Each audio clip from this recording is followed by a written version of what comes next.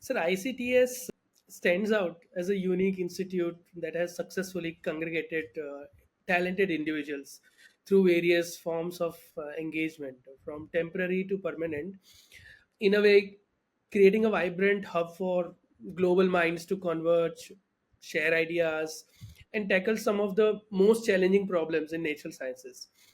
What do you believe are the key ingredients for establishing such an institution? Additionally, do you think there's a need for more centers of this kind to foster scientific innovation and collaboration in India?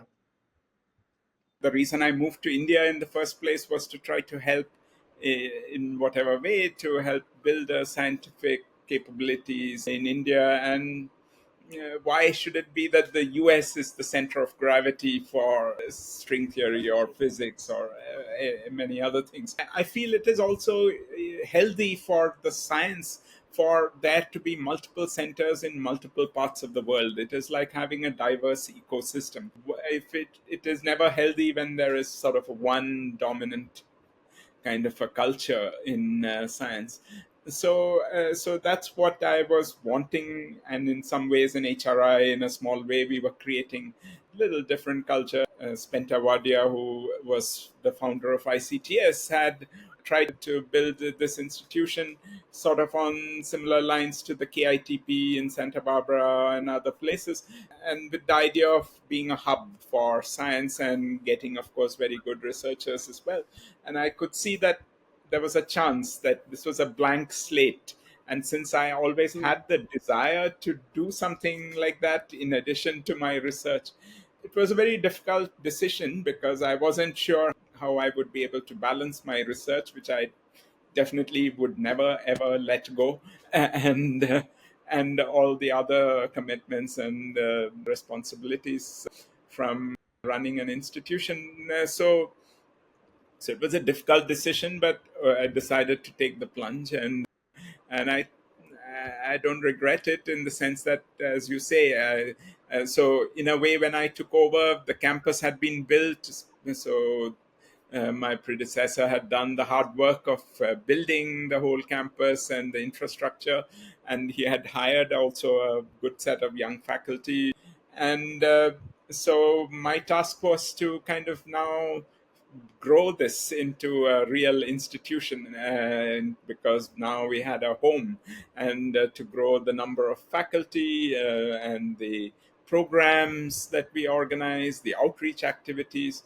And I'm happy that I think it's been a collective effort, a lot of, and we have gotten a lot of good people. I think good people attract more good people, and so there's a positive feedback. But the important thing is to create an environment where good people feel they're empowered to do good research, to think ambitiously, to tackle ambitious problems. I think in India, it's not that we lack institutions, but I think there has to be a culture or an environment in the institution which makes even the youngest researcher, student, postdoc, whoever, feel that they are really living their dream and trying to make progress in the big questions of science, and they can do it here in India. We can discover in India. I like to say that ICTS, the motto is discover in India, just like people say make in India. Here it's you Yeah. discover in India.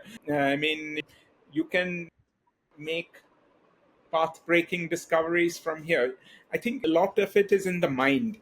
Of course, the environment, infrastructure, the resources, and so on are important, but you have to collectively create that mindset. And Hmm. at the moment, I think to some extent we have been successful in ICTS in doing that. But it's so that everyone who comes there, I think, feels the energy, feels that this is about science. It is not about some other things or some petty politics or some bureaucratic things. In the end, it is about doing world class science. Right. So that's the goal for everyone, whether it's a student or a researcher, and even our admin staff. I mean, that they are involved in a venture to create an institution which can hold its head high internationally. So when we are trying to attract young faculty to ICTS, I tell them, you if you come to India after you've had experience in very good places everywhere, but you don't have to scale down your ambitions or anything because you mm, have come to India. You you mm, should still have the dreams to solve the big problems, to attack the big questions. And mm, in some ways, I think you may be freer to do that here in India than you might be in some academic setting, even in the US or other places where there's a lot of other kinds of pressure also. I think we are lucky in an institution like ICTS that people can still, they are not always having to write grants and which have to be supported and therefore work on some short term problems. They can think of long term problems. Mm. In your analysis, do you believe there is adequate mentorship and institutional support available for researchers, especially in the field of theoretical physics? There's definitely room for much more, I think. In a few places maybe you have some of that, but I think we can do much more. We have good research institutes and good people in them, and I think but somehow our systems and other things are often individual efforts, but in a systemic way we can do better. I think we need more such centers in India, a lot of places where science is at the core and it's allowed to flourish. Yes, yes, absolutely.